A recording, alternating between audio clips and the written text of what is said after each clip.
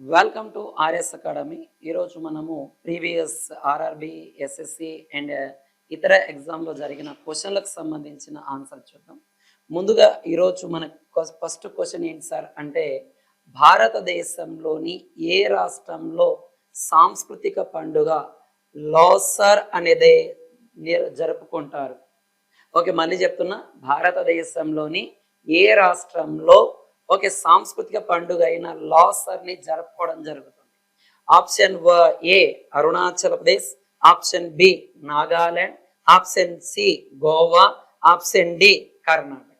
మనకు గతంలో RRB group డిలో 14/19/2022 షిఫ్ట్ 1లో అడిగిన క్వశ్చన్. అయితే మనకి దీనికి సంబంధించిన డేటా చూస్తే మనకి లాసర్ అనే పండుగ ఎక్కడ నిర్వహిస్తాం సార్ అంటే అరుణాచల్ ప్రదేశ్ లో నిర్వహించడం జరుగుతుంది. మనకి ఇది అంటే ఇదొక సాంస్కృతిక పండగ అనేది చెప్పడం జరుగుతుంది మనకి ఇది. అంటే ముఖ్యంగా ఈ పండుగను ఎవరు జరుపుకుంటారు సార్ అంటే బౌద్ధ మతంలో ఉన్న కొన్ని గిరిజన తెగలు. అంటే ఈ పండుగను ఎవరు నిర్వహించుకుంటారు సార్ అంటే ఒక బౌద్ధ మతంలో ఏది సార్ అంటే ఈ బౌద్ధ మతంలో ఉండే కొన్ని గిరిజన తెగలు. ముఖ్యంగా ఈ అరుణాచల్ ప్రదేశ్ లో ఏ తెగ సార్ అంటే మనకి ఏది సార్ అంటే మోన్పా అనే తెగ. ఏ తెగ సార్ అంటే అరుణాచల్ ప్రదేశ్ లోని ఈ మోన్పా అనే ఒక గిరిజన తెగ. దాంతో పాటు పెడ్డునెక్స్ అనే తెగ. ఏది సార్ అంటే పెర్డునెక్స్. ఏది సార్ అంటే మనకి పెర్డునెక్స్ అనే తెగ. ఓకే, పెడ్డునెక్స్ అనే తెగ. అండ్ దాని తర్వాత మోంబా అనే తెగ. ఏది సార్ అంటే ఈ మోంబా అనే కొన్ని గిరిజన తెగలన్నీ కలిపి ఈ అరుణాచల్ ప్రదేశ్ లో ఈ లోస్రా అనే పండుగను ప్రధానంగా నిర్వహించడం జరుగుతుంది. ఎందుకు నిర్వహిస్తారు సార్ అంటే ఇది ఒక నూతన సంవత్సర వేడుకగా దీన్ని నిర్వహించడం జరుగుతుంది. ఎందుకు నిర్వహిస్తారు సార్ అంటే ఒక నూతన సంవత్సర వేడుకగా. ఎలాగ సార్ అంటే ఒక నూతన సంవత్సర వేడుకగా. అంటే ఎప్పుడు నిర్వహిస్తారు సార్ అంటే ప్రతి సంవత్సరం ఇది ఫిబ్రవరి లేదా మార్చి నెలలో దీన్ని నిర్వహించడం జరుగుతుంది. ఎప్పుడు సార్ అంటే ఫిబ్రవరి లేదా మార్చి నెలలో దీన్ని ప్రధానంగా ఏ పండుగ నిర్వహిస్తారు సార్ అంటే ఈ యొక్క లోస్రా అనే పండుగ నిర్వహిస్తారు. అంటే కొత్త సంవత్సర ప్రారంభం అయినట్టుగా ఈ పండుగను నిర్వహించడం జరుగుతుంది మనకి ఇదేనన్నా. అంటే ఏ క్యాలెండర్ ప్రకారం సార్ అంటే చంద్రమాన క్యాలెండర్ అనే పేరుతో పిలవచ్చు. ఏ క్యాలెండర్ సార్ అంటే దీన్ని చంద్రమాన క్యాలెండర్ అనే పేరుతో దీన్ని పిలవడం జరుగుతుంది మనకి వీళ్ళు ప్రధానంగా. ఇదే లోసార్ అనే పండుగ ఇక్కడ నిర్వహిస్తారు. దీంతో పాటు లోసార్ పండుగను ఎక్కడ నిర్వహిస్తారు సార్ అంటే పంజాబ్ రాష్ట్రంలో కూడా దీన్ని నిర్వహించడం జరుగుతుంది. ఎక్కడ కూడా నిర్వహిస్తారు సార్ అంటే పంజాబ్. అంటే ఇలాంటి పండుగ ఇంకోటి ఉంది. ఏది సార్ అంటే లోహిరి. ఏది సార్ అంటే లోహిరి అనే పండుగ చాలా చాలా ఇంపార్టెంట్ అయినది. ఏది సార్ మనకి లోహిరి అనే పండుగ ఎక్కడ నిర్వహిస్తారు సార్ ఈ లోహిరి అనే పండుగను అంటే మనకి ప్రధానంగా ఢిల్లీ. ఎక్కడ నిర్వహిస్తారు సార్ అంటే ప్రధానంగా దీన్ని ఢిల్లీ ప్రాంతంలో, ప్రధానంగా ఢిల్లీ అండ్ హర్యానా. ఢిల్లీ, హర్యానా అండ్ దాని తర్వాత ఉత్తరాఖండ్. ఓకే, ఉత్తరాఖండ్ ఈ రాష్ట్రాలలో లోహిరి అనే పేరుతో కూడా ఈ పండుగను నిర్వహించడం జరుగుతుంది మనకి ప్రధానంగా ఇది. అంటే ఈ పండుగను ప్రధానంగా బౌద్ధ మతంలో వాళ్ళు నిర్వహించడం జరుగుతుంది. ఏ క్యాలెండర్ ప్రకారం సార్ అంటే చంద్రమాన క్యాలెండర్ ప్రకారం అరుణాచల్ ప్రదేశ్ లో ప్రధానంగా ఈ పండుగను నిర్వహించడం జరుగుతుంది. చాలా చాలా ఇప్పుడు చూడండి అన్న ఎంత సమాచారం రావడం జరుగుతుందో మనకి. ఈ బౌద్ధ మతంలో ఏ తెగలు నిర్వహిస్తారు, ఎందుకు నిర్వహిస్తారు అంటే నూతన సంవత్సర వేడుకలుగా. అయితే మనకి ఈ అరుణాచల్ ప్రదేశ్ లో కొన్ని పండుగలు ఉన్నాయి చూడండి అన్న. మనకి సోలుంగ్ అనే పండుగ అండ్ దాని తర్వాత బూరి బూట్ అనే పండుగ and Losar festival and Monpa festival and Murung festival and Rehab festival and Mopin అనే ఫెస్టివల్. అంటే అరుణాచల్ ప్రదేశ్ లో మనకి ఇక్కడ చూడండి మోన్ఫా అనే గిరిజన తెగ జరుపుకునేదే ఈ లోసార్ పండుగ. అంటే వాళ్ళు జరుపుకోవడం గిరిజన తెగలు నూతన సంవత్సరంలో భాగంగా ఈ పండుగను నిర్వహిస్తారు. అలాగా అరుణాచల్ ప్రదేశ్ లో కొన్ని గిరిజనులు జరుపుకునే ప్రధాన పండుగలు ఒకటి Solung, Boori Boot and Losar festival and Monpa festival, Morang festival, Reh festival, Mopin festival లాంటివి మన ప్రధానంగా ఈ పండుగను ప్రధానంగా జరుపుకోవడం జరుగుతుంది. ఇందాక చెప్పాం కదా మనము ఎక్కడ సార్ అంటే ఇక్కడ మనకి ఈ పంజాబ్ రాష్ట్రంలో, ముఖ్యంగా పంజాబ్ రాష్ట్రంలో ఏది సార్ మనకి లోహిరి. ఏ పండుగ సార్ మనకి లోహిరి అనే పండుగను కేవలం ఈ పండుగను ఎవరు నిర్వహిస్తారు సార్ అంటే హిందువులు మాత్రమే కాదు దీన్ని ఎవరు నిర్వహిస్తారు సార్ అంటే సిక్కులు కూడా. దీన్ని ఎవరు నిర్వహిస్తారు సార్ అంటే మనకి సిక్కులు కూడా ఈ ప్రధానంగా ఈ పండుగను నిర్వహించుకోవడం జరుగుతుంది. అంటే పండుగలకు సంబంధించి చూడండి ప్రతిరోజు కూడా మేము ఏదో ఒకటి మీకు అప్డేట్ చేస్తూనే ఉండడం జరుగుతుంది.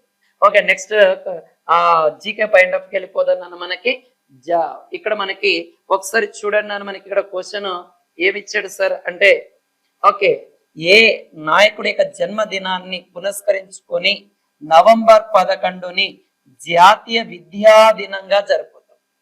జాతీయ విద్యా దినంగా జరపడం జరుగుతుంది. ఈ దినాన్ని జాతీయ విద్యా దినంగా జరుపుతాం. Option 1 Subhash Chandrabose and Sarvepalli Radhakrishna and APJ Abdul Kalam, Maulana Abul Kalam Azad. ఇక్కడ గుర్తుపెట్టుకున్నా ఎవరి యొక్క బర్త్డే నిర్వహిస్తాం సార్ అంటే మనకి ఓకే జనవరి 11 ఎడ్యుకేషన్ డేగా మౌలానా అబుల్ కలాం ఆజాద్. చాలా చాలా ఇంపార్టెంట్ అయినది నన్ను. ఓకే, మౌలానా అబుల్ కలాం ఆజాద్ ఓకే యొక్క బర్త్డేని మనం ఏ జరుపుతామన్నా జాతీయ విద్యా దినోత్సవంగా జరుపుతాం. అండ్ దాని తర్వాత ఇతను ఎవరు సార్ మౌలానా అబుల్ కలాం ఆజాద్ అంటే మొదటి భారతదేశం యొక్క మొదటి విద్యాశాఖ మంత్రి. ఎవరు సార్ అంటే మొదటి విద్యాశాఖ మంత్రి ఎవరు సార్ అంటే మనకి మౌలానా అబుల్ కలాం ఆజాద్. ఇతని నేతృత్వంలోనే మనకు ఒకసారి ఓకేనన్నా ఇతరు నేతృత్వంలోనే మన ప్రధానంగా ఏం జరిగింది సార్ అంటే ఒక 20 మందితో కలిసిన ఒక కమిటీ ఏర్పాటు చేసింది. అంటే విద్యా విధానంలో సాంకేతిక ప్రవేశపెట్టాలనే ఉద్దేశంతో ఏది సార్ అంటే సాంకేతికత, విద్యా విధానంలో సాంకేతికత ప్రవేశపెట్టాలనే ఉద్దేశంతో ఏం చేశారు సార్ అంటే ఈ యొక్క మౌలానా అబుల్ కలాం ఆజాద్ ఆధ్వర్యంలో ప్రవేశపెట్టారు. దీన్నే మనం ఏమంటాం సార్ ఓకే, ఈ సాంకేతిక విధానంలో భాగంగానే మన భారతదేశంలో మొట్టమొదటి ఐఐటిని ఏర్పాటు చేశారు. చాలా చాలా అంటే భారతదేశంలో మొట్టమొదటి ఐఐటిని ఓకే ఈ మౌలానా అబుల్ కలాం ఆజాద్ ఒక కమిటీ నిర్ధారించడం జరిగింది. అదే మనకి ఏది సార్ అంటే ఖరగ్పూర్ ఐఐటి అన్న ఓకే వెస్ట్ బెంగాల్లో దీన్ని ఏర్పాటు చేయడం జరుగుతుంది. ఏది సార్ అంటే ఖరగ్పూర్ ఐఐటిని వెస్ట్ బెంగాల్లో ఏర్పాటు చేయడం జరుగుతుంది. ఇక్కడ జాతీయ నాయకుల గురించి ఒక్కొక్కరు చూడండి నన్ను మనకు నీట్గా చూద్దాం ఒకసారి. ఓకే, ముఖ్యంగా మౌలానా అబుల్ కలాం ఆజాద్ ఇతను 1888లో ఓకేనా ఎప్పుడు సార్ అంటే 1888లో నవంబర్ 11న అరబ్ కంట్రీలో జన్మించి భారతదేశ పౌరసత్వం స్వీకరించిన వ్యక్తి ఎవరు సార్ అంటే మౌలానా అబుల్ కలాం ఆజాద్. నెక్స్ట్ వన్ ఇక్కడ నేతాజీ సుభాష్ చంద్రబోస్ గురించి చూద్దాం. ఏది సార్ అంటే నేతాజీ సుభాష్ చంద్రబోస్ అనే వ్యక్తి. ఇతను 1897 ఎప్పుడు సార్ అంటే జనవరి 23వ తారీఖున ఎక్కడ జన్మించాడు సార్ అంటే ఒడిస్సా రాష్ట్రంలోని కటక్ అనే ప్రాంతంలో ఇతను జన్మించడం జరుగుతుంది. ఎవరు సార్ నేతాజీ గారు జన్మించారు. ఇదే నేతాజీ గారు జన్మించారు మనకి ఇతను. అందుకే జనవరి 23ను మనకి ఏ డేగా సార్ అంటే పరాక్రమ్ దివాస్. ఏ డేగా సార్ అంటే పరాక్రమ్ దివాస్ గా నిర్వహించడం జరుగుతుంది. ఓకే, ఇదే నేతాజీ యొక్క విగ్రహాన్ని ఎక్కడ పెట్టారు సార్ అంటే ఇండియా గేట్ వద్ద.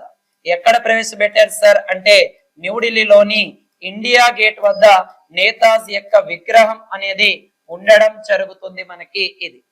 ఓకే, ఈ నేతాజీ గారు 1900 ఓకేనా ఎప్పుడు సార్ అంటే 1938లో ఒకసారి అండ్ 1939లో ఒకసారి ఐఎన్సి అధ్యక్షుడుగా కూడా పనిచేశాడు. ఈ 1939లో భోగరాజు పట్టాభి సీతారామయ్య పైన కూడా గెలుపొందడం జరుగుతుంది ఇతను.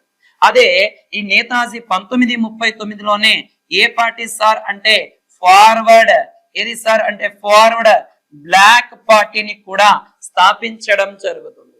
అదే మనకి ఈ నేతాజీ గారు 1920లో ఐసిఎస్ పరీక్షలలో సాధించడం జరిగింది. ఉత్తీర్ణత అంటే భారతదేశంలో civil services Indian civil service exam లో విజయం కూడా సాధించడం జరుగుతుంది. ఎవరు సార్ అంటే నేతాజీ. ఇదే నేతాజీ 1942లో ఏది సార్ అంటే ఆజాద్ హిందూ ఫౌజ్ ను ఏర్పాటు చేసినది ఎవరు సార్ అంటే మోహన్ సింగ్ గారు. ఈ మోహన్ సింగ్ స్టార్ట్ చేసిన ఆజాద్ హిందూ ఫౌజ్ కి అధ్యక్షుడు ఎవరు సార్ అంటే అధ్యక్షుడు నేతాజీ గారు. ఏది సార్ అంటే అధ్యక్షుడు ఎవరు సార్ అంటే మనకి నేతాజీ గారు ఉండడం జరుగుతుంది. ఎప్పుడు సార్ మనకి 1942లో అధ్యక్షుడిగా పనిచేస్తారు. ఏర్పాటు చేసింది మోహన్ సింగ్ గారు. ఓకే, మోహన్ సింగ్ గారు ఏర్పాటు చేశారు మనకి. దీన్నే మనం ఏమంటాం సార్ అంటే ఇండియన్ ఆర్మీ అనే పేరుతో దీన్ని పిలవడం జరుగుతుంది మనకి. ఓకే, 1943లో ఓకే నన్ను ఈ ఆజాద్ హిందూ ఫౌజ్ తో మనకి అండమాన్ నికోబార్ దీవుల పైన అటాక్ చేసి అండమాన్ నికోబార్ దీవులను స్వరాజ్ అని నామకరణం చేయడం జరిగినది. అంటే స్వరాజ్ స్వాతంత్రం రాకముందే అండమాన్ నికోబార్ దీవుల పైన అటాక్ చేసి దాటిని ఆక్రమించడం కూడా జరిగింది మనకి ఇది. ఓకే, ఆక్రమించడం జరిగింది మనకి ఇది. అలాగ మనకి ఉన్న తర్వాత 1945లో ఇతను తైవాన్ యుద్ధ విమాన ప్రమాదంలో ఏది సార్ అంటే తైవాన్ యుద్ధ విమాన ప్రమాదంలో ఇదవ్వడం జరిగింది మనకి ఇది. ఓకే, యుద్ధ విమాన ప్రమాదంలో ఇతను అదృశ్యం అవ్వడం జరిగింది. ఇతని మరణం పైన వేసిన కమిటీ ఏది సార్ అంటే గీతా ముఖర్జీ కమిటీ వేయడం జరిగింది. ఈ గీతా ముఖర్జీ కమిటీ ఇతని యొక్క మరణాన్ని ధృవీకరించి ఇతను ఎక్కడ సార్ అంటే జపాన్ లోని ఒక దేవాలయంలో ఇతని యొక్క అస్థికలు లేదా అతని యొక్క సమాధి ఉంది అని చెప్పడం జరిగింది. కమిటీ 2005లో వేశారు మనకి ఇతను. అండ్ దాని తర్వాత నేతాజీ యొక్క పేరును అండమాన్ నికోబార్ దీవుల్లోని రాస్ దీవి యొక్క పేరును నేతాజీ సుభాష్ చంద్రబోస్ ఐలాండ్ గా ఇటీవల కేంద్ర ప్రభుత్వం కూడా ప్రకటించింది. గతంలో ఇతను ఇచ్చిన నినాదాలు చూడండి అన్న, చెలో ఢిల్లీ, జై హింద్, నాకు రక్తం ఇవ్వండి, మీకు స్వాతంత్రం సాధించి ఇస్తాను, ఇలాంటి అంశాలు కూడా మనకి ఇతను నినాదాలు కూడా ఇవ్వడం జరిగింది. ఇక్కడ స్వరాజ్ ఉంది చూడండి అన్న, ఈ స్వరాజ్ అనే పేరును స్వరాజ్ అనే పదాన్ని మొదటగా వాడింది ఎవరు సార్ అంటే మనకి బాలా గంగాధర్ తిలక్ అనే వ్యక్తి వాడడం జరిగింది. ఓకే, నన్ను ఇంత ఇన్ఫర్మేషన్ ఇస్తున్నాం, మీరు చేయాల్సింది ఏంటి సార్ అంటే లైక్ చేయడం, షేర్ చేయడం, కామెంట్ చేయడం, మీ ఫ్రెండ్స్ కి ఫార్వర్డ్ చేయండి. ఓకే, ప్రతిరోజు కూడా మేము ఇచ్చేయడం జరుగుతుంది. అండ్ ఇక్కడ ఇంకో వ్యక్తి ఉన్నాడు చూడండి అన్న, మనకి సర్వేపల్లి రాధాకృష్ణ గారు. ఇతను మనకి 1888లో సెప్టెంబర్ 5వ తారీఖున జన్మించడం జరిగింది. ఎవరు సార్ అంటే మనకి సర్వేపల్లి రాధాకృష్ణ గారు. ఓకేనన్నా, ఈ సర్వేపల్లి రాధాకృష్ణ గారి సెప్టెంబర్ 5న జన్మించారు కాబట్టి ఇతని యొక్క బర్త్డేని నేషనల్ టీచర్స్ డేగా సెలబ్రేట్ చేయడం జరుగుతుంది. అదే ఇంటర్నేషనల్ టీచర్స్ డేగా అక్టోబర్ 5ను నిర్వహించడం జరుగుతుంది. ఇంటర్నేషనల్ టీచర్స్ డేగా నిర్వహించడం జరుగుతుంది. ఓకే, సర్వేపల్లి రాధాకృష్ణకి 1931లో బ్రిటన్ ప్రభుత్వం నుంచి నైట్ హుడ్ అనే బిరుదు కూడా రావడం జరిగినది ఇతనికి. అండ్ దాని తర్వాత 1954లో ఇతనికి భారతరత్న అనే అవార్డు కూడా రావడం జరిగింది. అండ్ ఇతనికి 1963లో ఎప్పుడు సార్ అంటే ఈ సర్వేపల్లి రాధాకృష్ణ గారి 1963లో ఆర్డర్ ఆఫ్ మెరిట్ ఏది సార్ అంటే ఆర్డర్ ఆఫ్ మెరిట్ అనే బిరుదుతో బ్రిటన్ సత్కరించడం కూడా జరిగింది ఇతను. అండ్ రాధాకృష్ణ గారు మనకి భారతదేశానికి మొదటి ఉపరాష్ట్రపతిగా చెప్పవచ్చు అండ్ రెండవ రాష్ట్రపతిగా కూడా చెప్పవచ్చు. ఓకే, రెండవ రాష్ట్రపతిగా, భారతదేశానికి మొదటి ఉపరాష్ట్రపతి, భారతదేశానికి రెండవ రాష్ట్రపతి. మరి ఇంకో విషయం ఏంటి సార్ అంటే ఉపరాష్ట్రపతిగా పనిచేసి రాష్ట్రపతి అయిన వ్యక్తుల్లో మొదటి వ్యక్తి కూడా సర్వేపల్లి రాధాకృష్ణ గారు. ఇంకో విషయం ఏపీజే అబ్దుల్ కలాం గారు 1931 అక్టోబర్ 15వ తారీఖున తమిళనాడులోని ఎక్కడ సార్ అంటే తమిళనాడులోని రామేశ్వరం ప్రాంతంలో ఇతను జన్మించడం జరిగినది. ఎవరు సార్ అంటే మనకి ఏపీజే అబ్దుల్ కలాం గారు. మనకి ఇతన్ని ఏమంటాం సార్ అంటే ఓకేనా క్షిపణి పితామహుడుగా పిలుస్తాం. భారతదేశ క్షిపణి పితామహుడు అనే పేరుతో కూడా ఇతన్ని పిలవడం జరుగుతుంది. మనకి ఇతను భారతదేశానికి 2007 మధ్య భారతదేశానికి రాష్ట్రపతిగా కూడా పనిచేయడం జరిగింది. ఓకే, భారతదేశానికి రాష్ట్రపతిగా కూడా పనిచేశారు. ఇతను ఎవరిపైన గెలుపొందారు సార్ అంటే లక్ష్మీ సెనగల్. ఎవరిపైన సార్ అంటే లక్ష్మీ సెనగల్ అనే ఆమె పైన ఇతను పోటీ చేసి గెలుపొందడం జరుగుతుంది. మనకి ఎవరు సార్ మనకి ఏపీజే అబ్దుల్ కలాం రాసిన పుస్తకాలు చూడండి. విజన్ 2020 అనేది అండ్ వింగ్స్ ఆఫ్ ఫైర్ అనే పుస్తకాన్ని కూడా ఎవరు రాశారు సార్ అంటే ఏపీజే అబ్దుల్ కలాం గారు రాశారు. అండ్ దాని తర్వాత ఏపీజే అబ్దుల్ కలాం కి 1997లో భారతదేశం యొక్క అత్యున్నత అవార్డు కూడా రావడం జరిగింది. అండ్ భారతదేశ యొక్క అత్యున్నత అవార్డు అయిన పద్మ అవార్డులు అంటే పద్మభూషణ్ అవార్డులు కూడా ఇతనికి రావడం జరిగింది. ఇక్కడ ఉన్న 4 వ్యక్తుల గురించి కూడా నేను చెప్పాను. ఎందుకంటే గతంలో మనకి ఏ ఎగ్జామ్ అయినా వీళ్ళ గురించి రిపీటెడ్ గా క్వశ్చన్లు అడగడం జరుగుతుంది. ఓకేనా, ప్రతిరోజు కూడా మేము ఏదో ఒక వీడియోను అప్లోడ్ చేయడం జరుగుతుంది. కొంచెం జాగ్రత్తగా నోట్స్ మెయింటైన్ చేసుకోండి. ఎక్కడైనా వీడియో ఫాస్ట్ అనిపిస్తే స్లో చేసుకోండి, నోట్స్ నీట్ గా రాసుకోండి. ఓకేనన్నా, మన లక్ష్యం ఏంటంటే జాబ్ కొట్టడం మాత్రమే. అందరికి ఉపయోగపడుతుంది అన్న, కేవలం ఆర్ఆర్బీకో ఎస్ఎస్సికో డిఎస్సికో కాదు, అన్ని రకాల ఎగ్జామ్ కి ఇవి ఉపయోగపడడం జరుగుతుంది. ఓకే, నెక్స్ట్ క్వశ్చన్కి వెళ్ళిపోదాం మనం. ఏంటి సార్ అంటే మనకి క్రింది వాటిలో ఏ రంగంలో ప్రజా సాధన కోసం భారత ప్రభుత్వం అర్జున అవార్డులను ఇవ్వడం జరుగుతుంది మనకి? ఓకే, దీంట్లో సాహిత్యం, పేదరిక నిర్మూలన, క్రీడలు, ఆర్థిక శాస్త్రం. దీని యొక్క రైట్ ఆన్సర్ ఏంటి సార్ అంటే క్రీడా రంగంలో ఈ అవార్డును ఇవ్వడం జరుగుతుంది మనకి. చూడండి, మనకి ఎప్పుడు ఇచ్చారు, ఈ డేట్ గతంలో ఎప్పుడు అడిగారు అని కూడా చెప్పడం జరుగుతుంది మనకి. కాబట్టి మనకి ఈ యొక్క ఎందుకోసం ఇస్తారు సార్ అంటే క్రీడా రంగంలో. అసలు అర్జున అవార్డు అనేది ఎవరికి ఇస్తారు, ఎప్పుడు స్టార్ట్ చేస్తారని చూడండి. అర్జున అవార్డు చూడండి నన్ను, మనకి అర్జున అవార్డు అనేది 1961లో ఏర్పాటు చేశారు. అర్జున అవార్డు 1961లో ఏర్పాటు చేయడం జరుగుతుంది. దీని యొక్క ప్రైజ్ మనీ ఎంత సార్ అంటే 5 లక్షల రూపాయలు. ఎంత సార్ అంటే 5 లక్షల రూపాయలు. దాంతో పాటు అర్జునుడి యొక్క ఏది సార్ అంటే అర్జునుడి యొక్క కాంస్య విగ్రహం, అర్జునుడి యొక్క కాంస్య విగ్రహాన్ని ఇవ్వడం జరుగుతుంది మనకి. ఇది నన్ను ఓకే, ఈ యొక్క ఒకసారి మనకి చూడండి అన్న, ఈ యొక్క అర్జున అవార్డులు ఏవైతే ఉన్నాయో మనకి, ఈ అర్జున అవార్డులో కేవలం ఎందుకోసం ఇచ్చేవాడు సార్ అంటే వరుసగా 3 సంవత్సరాలు ప్రతిభ కనబర్చిన వారికి, 3 సంవత్సరాలు ప్రతిభ కనబర్చిన క్రీడా రంగంలో ప్రతిభ కనబర్చిన వారికి ఏ అవార్డులు ఇస్తున్నారు సార్ అంటే మనకి ఈ అర్జున అవార్డులు ఇవ్వడం జరిగింది. అయితే 2001లో కొత్త విధానం ప్రవేశపెట్టారు నన్ను. 2001లో ఏంటి సార్ అంటే ఎవరైనా ఒలింపిక్ లో మెడల్ సాధించిన, ఓకేనన్నా, అండ్ దాని తర్వాత ఆసియా క్రీడల్లో మెడల్ సాధించిన, అండ్ వరల్డ్ ఛాంపియన్షిప్ లో మెడల్ సాధించిన, వరల్డ్ కప్ లో మెడల్ సాధించిన, ఇలాంటి రంగాల్లో కూడా ఏదాన్ని ఇస్తున్నారు నాన్న మనకి ఈ అర్జున అవార్డులను ఇవ్వడం జరుగుతుంది మనకి. అంటే ఈ అర్జున అవార్డుని క్రీడా రంగంలో అత్యుత్తమ ప్రదర్శన చేసిన వారికి ఇవ్వడం జరుగుతుంది.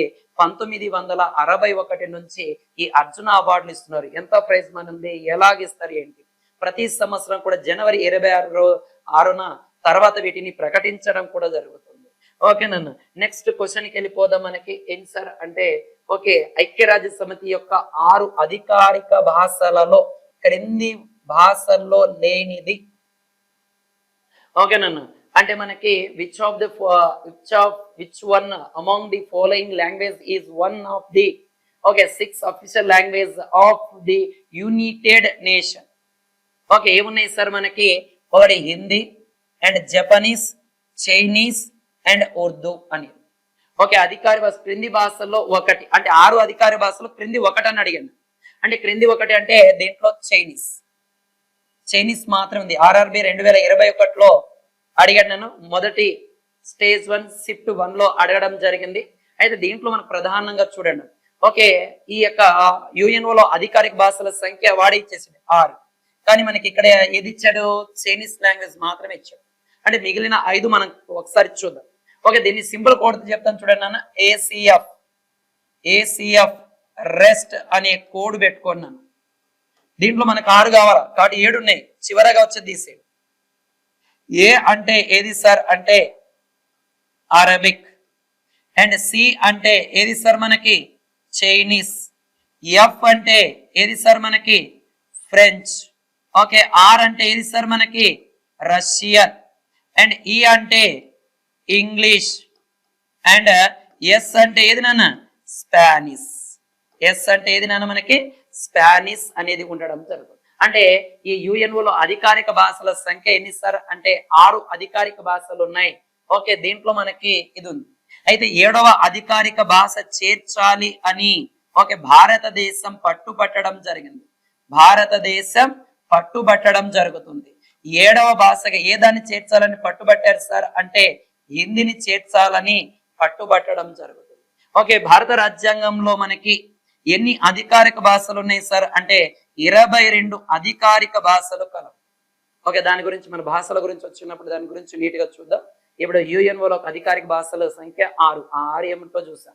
అండ్ యుఎన్ఓ యొక్క ఆర్గనైజేషన్ ఉంటుంది నాన్న, ఏది మనకి? International court of justice. Netherland లోని ది హేగ్ అనే ప్రాంతంలో ఇది ఉండడం జరుగుతుంది మనకి. ఓకే, దీంట్లో ఉన్న అఫీషియల్ లాంగ్వేజ్ ఏవేవి సార్ అంటే ఒకటి ఇంగ్లీష్. ఏది సార్ అంటే ఒకటి ఇంగ్లీష్. రెండవది ఏది సార్ మనకి? ఫ్రెంచ్ అనేది ఉండడం జరుగుతుంది. ఒకటి ఇంగ్లీష్, రెండవది ఏది నాన్న మనకి? ఫ్రెంచ్ అనే లాంగ్వేజ్. ఓకే, మొత్తం నీట్ గా చెప్తున్నా, మీరు నోట్స్ అనేది ప్రిపేర్ చేసుకోండి. మీరు చేయవలసింది ఏంటంటే లైక్ చేయడం, కామెంట్ చేయడం, సబ్స్క్రైబ్ చేయడం. ఓకే, దాని తర్వాత నెక్స్ట్ క్వశ్చన్ చూద్దాం నాన్న మనం. ఏది సార్ అంటే ఇక్కడ మనకి పిఎస్ఎల్వి అనగానేమి? ఓకేనన్న, పిఎస్ఎల్వి అంటే ఏమిటి?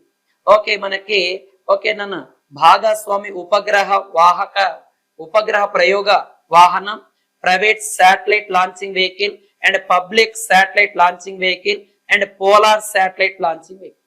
దీని యొక్క రైట్ ఆన్సర్ ఏంటి సార్ అంటే పోలార్ శాటిలైట్ లాంచింగ్ వెహికల్. అంటే పిఎస్ఎల్వి అంటే పోలార్ శాటిలైట్ లాంచింగ్ వెహికల్. భారతదేశంలో అత్యధికంగా విజయవంతం అయిన రాకెట్లు ఏవి సార్ అంటే పిఎస్ఎల్వి. అత్యధికంగా ఓకేనన్నా విజయవంతం ఏది సార్ అంటే విజయవంతం అయిన రాకెట్లు ఏవి సార్ అంటే పిఎస్ఎల్వి అని. అయితే మనకి ఈ రాకెట్ యొక్క జనరేషన్ చూద్దాం. మనకి మొట్టమొదటిసారిగా రాకెట్ జనరేషన్ ఏది సార్ అంటే ఎస్ఎల్వి, శాటిలైట్ లాంచింగ్ వెహికల్ అనే పేరుతో పిలిచేవాళ్ళు. అండ్ దాని తర్వాత ఏది సార్ అంటే మనకి ASLV, augmented satellite launching vehicle. And దాని తర్వాత మనకి ఏది సార్ అంటే PSLV, polar satellite launching vehicle. And దాని తర్వాత ఏది సార్ అంటే మనకి ఏది సార్ అంటే జిఎస్ఎల్వి. ఏది సార్ అంటే GSLV, geosynchronous satellite launching vehicle. And దాని తర్వాత మనకి ఇంకోటి వచ్చిందన్న ఎస్ఎస్ఎల్వి అనేది, స్మాల్ శాటిలైట్ లాంచింగ్ వెహికల్.